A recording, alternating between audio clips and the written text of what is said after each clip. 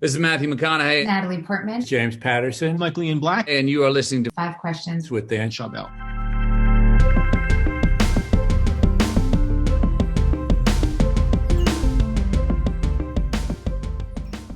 William, welcome to Five Questions. Well, it's great to be here. Well, why did you decide to get into acting at an early age, and how were you able to start your movie career during college? My circumstances may be a little different from a lot of people. And that is, I was in a camp play when I was 6, and I made the audience cry because of the speeches they gave me to say in front of the Sunday afternoon audience when the parents come to take their children after 2 weeks in camp. So I made the audience cry, and my father praised me, and I never done anything else. When I went home from the countryside to the city of Montreal, I started performing in radio, stage, and I've never done anything else. I've never waited tables. I've never driven a cab, and I've never taken an unemployment check. Anything to do with entertaining, writing, directing, acting is what I've done to keep myself alive. So in conclusion, you were a natural. In conclusion, I never thought of anything else. And the initial feedback and support you got from your dad was very That's helpful, exactly right. Yeah. The feedback from the audience and my father made the whole thing like, oh, is that what you do? Yeah, you can't trick the audience. I've talked to a ton of entertainers, comedians, and you know if you're good or not, especially if you do it multiple times, because you'll get that feedback, round of applause or standing ovation. I'm in front of an anything. audience every week, Yeah. one way or another. Well, I think of you as an audience, for example, and you are. I mean, I'm trying to entertain you so that the interview will be good enough to, say, oh, that was a good interview. Exactly. At 91 years old. But I was going to say that because I'm in front of an audience all the time, sometimes thousands of people, sometimes one,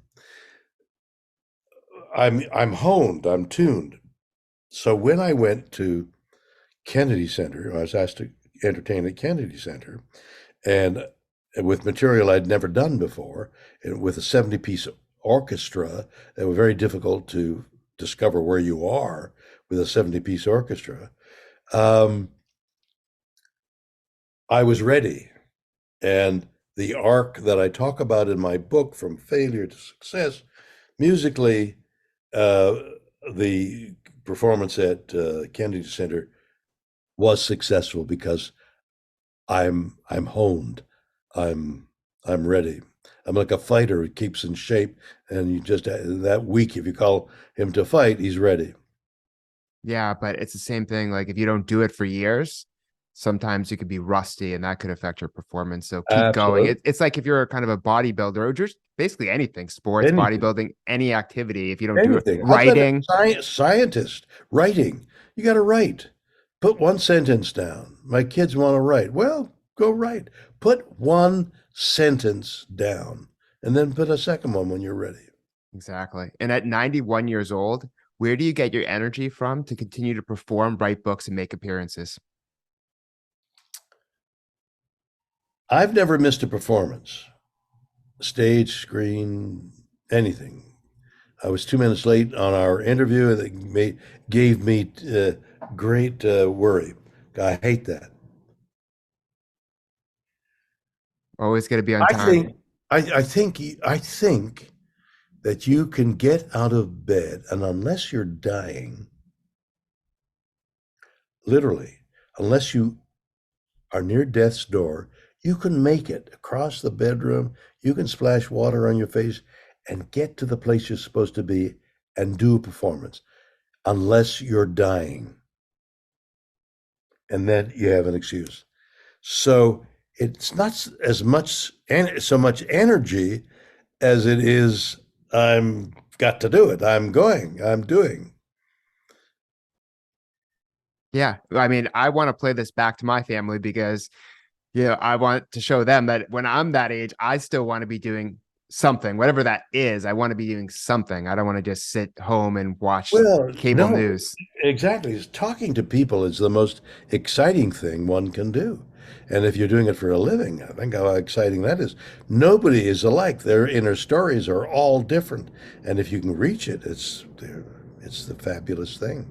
Absolutely. And why did you decide to go into space last year? And how did it forever transform how you see yourself and the world? Should I be timing myself? I mean, are we No, you're gonna, doing a great job. okay. Um, we suggested a friend of mine, a producer, and I suggested to Blue Origin, the company, the space company that Amazon owns, that we've heard a lot of talk about you going up, you got a spaceship, and why not Shatner? And they said, oh, what an interesting idea. Come on up to Seattle. So up we went to Seattle and I met Bezos and met the people. And what about me and the thing? Go, all right, we'll consider it. COVID hits. And a year later, they call back and they say, Jeff Bezos is going to go up with his brother and thank you. So great. Okay. I wasn't anxious to go up anyway. So now the second shoot they call, and how would you like to go? No, I'm not going to go up second. You get the vice president when you've asked the president. I go, and then a day or two later, I thought, why that's stupid. Why don't I go up for the thrill of going up? There's a thrill. I didn't think of this weightlessness and the view. I thought of the thrill of going up and coming down. So I said yes, and then had all those thrills, had all that experience of seeing the world and landing and weeping. Wondering, what am I crying about? And then realizing I was in mourning for the earth. So when I was asked to entertain at the Kennedy Center, Robert Chernow and I wrote some songs, one of which was called So Fragile, So Blue. And I performed, and that was that was like the key song of a half a dozen for the hour with the National Symphony. And So Fragile, So Blue, and everybody applauded, wouldn't let me off the stage. 3 curtain calls, and I thought, my God, that really touched a nerve. Then a company called Legion M, with whom I'm aligned, said, we're going to show that the film of you performing and the album of the performance, but we think, and then I thought, this is genius. I'm so glad I'm with this company. They said, let's make a music video of So Fragile, So Blue. And it might, and then I said, that might become the rallying cry of this bunghole we're in. We're all going to face Florida's fate in the years to come. This is what global warming is going to do. We can't hide from it. Can So Fragile, So Blue be the rallying cry? And that's what my hope is. Yes. So Fragile, So Blue. Yeah. Excuse me. Don't worry about it. Well, I love that, especially because I feel like so many people have that on their bucket list to go into space, and you actually did. And yeah, I mean, I just can't even imagine. But I do like what you said of like, crying about Earth, because I just feel like whenever I travel to like another country and then I come back home to where I'm from, like I feel better about where I'm from almost. Well, in other words, you're taking delight in coming home. Exactly. And I agree with you. I hate to go anywhere. I want to come home and be in my home and be, you know, do all of this around here. I hate to travel, and I'm traveling all the time. What are some ways you've applied the joy of exploration in your own life? Well, so exploration can be through the jungle with a hacksaw, going through the jungle and seeing, was that a lion? Um, or it can be exploration of what do you think of X, Y, and Z, And really? Well, why? And why do you have that attitude? And then you're into another voyage of exploration, which is totally mental. Both are very exciting. And, uh, if you can go on a long trip of exploration with somebody who you're exploring as well, that would be incredible, wouldn't it? To film somebody's whose brain you're trying to walk through and also walk through a swamp of discovery, that would be an interesting that'd be an interesting series, actually.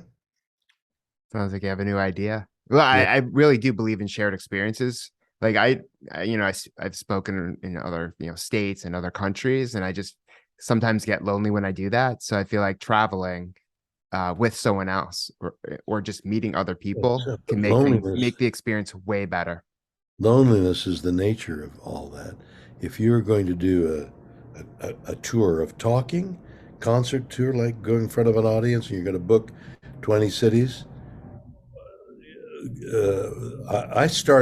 I thought I got to go on tour. What is the music groups? What is that? What's that like? So a long time ago, I started touring in plays and things, and I'm touring in a couple of things even today, and touring the way you and I do it is every part of your energy is getting to the venue. Then you're in that stage, you get on the stage, you do it, and now it's over, and you got to get somewhere else the next day. It's debilitating. So I was talking to a gentleman I know, Joe Walsh, and I said, "Do you feel the same way about touring?" And he said, "No." He said, and I'd forgotten who I was talking to, like what his uh, what his musical group was, and we go in, with about 17 trucks, and we go to a place, and we spend a month there, and and I fly back, and I realize the touring he's talking about is totally different from the touring you and I are talking Yeah. about. Yeah, no, I have something coming up. I'm going to speak a few times in California, and then I have to go to Florida and then Chicago. Like there's so much. Even And the way when you're it's back to saying back, it's like, oh God, because it, I flying can be know. really annoying I know exactly. unless you have Getting your to own the jet. airport, getting to the airport, getting on the airplane. Okay, you're on the airplane, a moment of respite. Getting off the Uh, airplane, finding a line, getting the plane, getting to the hotel room. What? The mattress is so soft. I can't, my back is going to go out. The pillows are too high. And then, where's the venue? Oh my God, there are no lights. You know, and people it's don't understand. They're like, oh, you're getting paid to speak, or they don't realize what goes into it, the right, preparation, the right. You're logistics, earning, you're the earning. where, like it's unhealthy. You end up eating food that's not healthy. Like it's not easy. No, it's not easy. You're paying your dues, no question. Absolutely. And what's your best piece of career advice?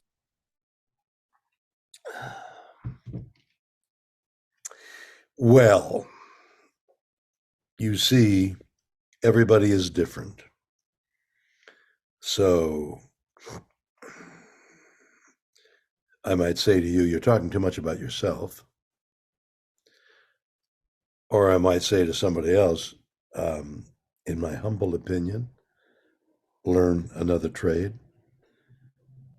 Or you give them a phone number of somebody you know that might be able to help.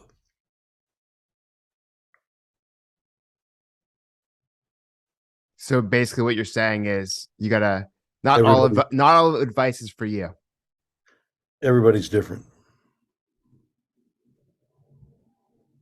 Makes sense. Everybody's different. Everybody has a different fate coming up.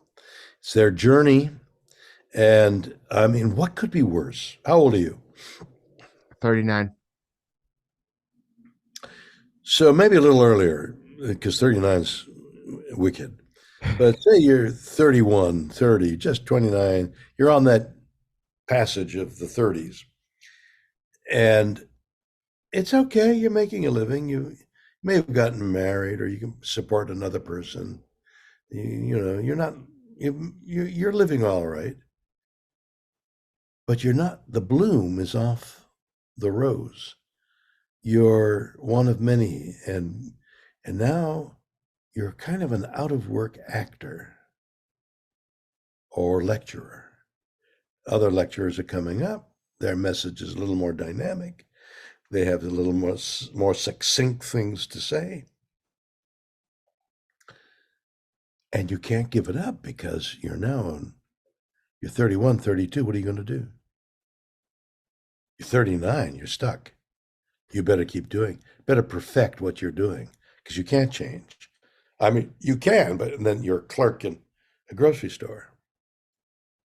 So that there's a fateful decision in your late 20s. What am I gonna do? Am I gonna stick with this? Can I make this through a lifetime? If I'm 50 and there's no work, what do I do? What do I do if I've got people I've attached myself to and family what do I do when I'm 50 and I'm no longer the good-looking kid that waltzed in to play tennis? Big things to think about. Gotta be self-aware. So, and you got to think in the future. Oh, I'm having a great time now. That's great. 10 years from now, what are you thinking? Then you better think about I love it. Well, that's great advice, and thank you so much for being on the show. Pleasure.